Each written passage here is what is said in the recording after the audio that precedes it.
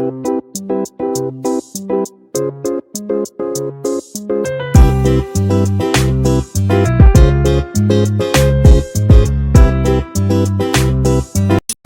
Kitchen मध्ये नमस्ते। आज मी बनवते रेसिपी वांग्याचा भरीत। इथे वांग्याचा भरीत बनवते पण वेगळ्या पद्धतीने।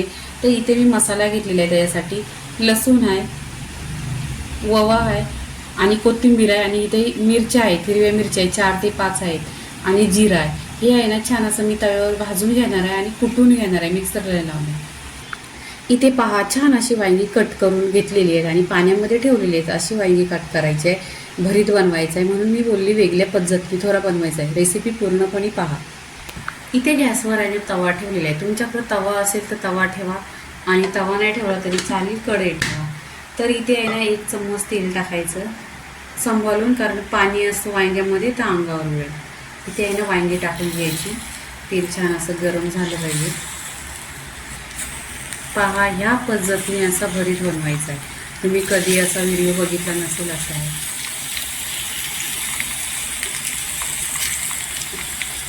इथे पूर्णपणे मी वांगे ठेवलेली आहे।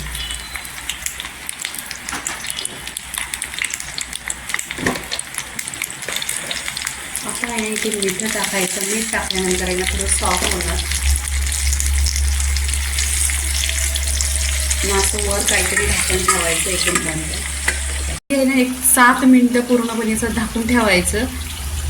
इथे पहा 10 मिनिटं झालेली आहे आणि छान अशी वांगी शिजलेली आहे। इथे पहा छान अशी आणि काळी पण नाही पडली। आता इथे काय करायचं, इथे आहे ना वांग्यांना छान अशी मिक्स करायची। इथे वांगी आहे ना छान अशी फोडून घ्यायची। पहा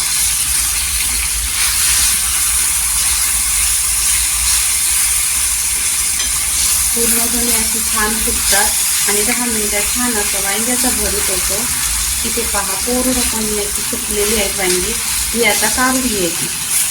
पूर्णपणे अशी वांगी फोडून घेतलेली आहेत, आता ही काढून घ्यायची। इथे आहे ना गॅसवर आहे ना तवा आहे, त्याच्यातच 1 चमचा तेल टाकलेलं आहे आणि जिरं टाकायचं। पहिले पण जिरं घेतलेलं, छान असे जिरं तरतरलं पाहिजे।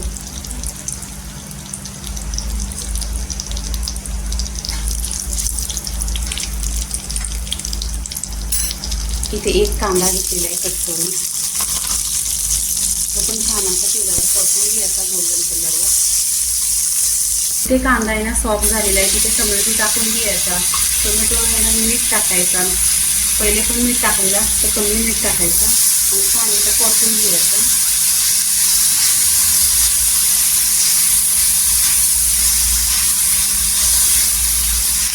तेलावर छान असं परतून घेतलेलं आहे। तिथे जे आपण घेतलेलं लसूण आणि हिरवी मिरची, जिरं वगैरे ठेचून घेतलेलं ते पण टाकायचं इथे।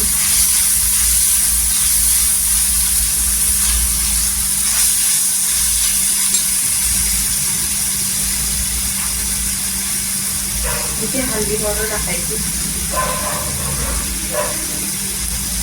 हळदी पावडर टाकल्यानंतर छान असं मिक्स करून घ्यायचं, तेलावर परतून घ्यायचं।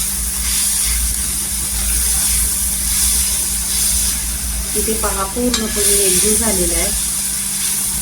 आता काय करायचं, इथे जे भरीत आहे ना वांग्याचं ते टाकायचं। छान होतं, 1 नंबर। हे बाजरीच्या भाकरीची आहे ना छान लागतं, खूप छान।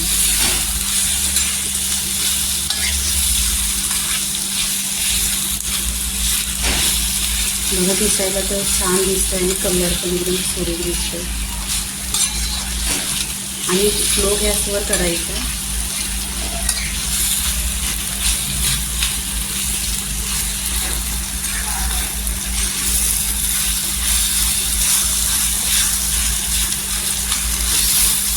पूर्णपणे असं वांग्याचं भरीत झालेलं आहे। तर इथे आहे ना कोथिंबीर टाकायची,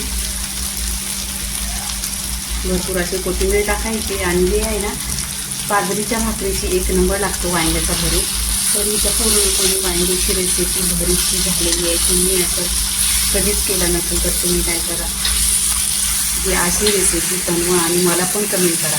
तर वांग्याच्या भरीतची रेसिपी पूर्णपणे झालेली आहे। लाईक करा, शेअर करा, सबस्क्राईब करा।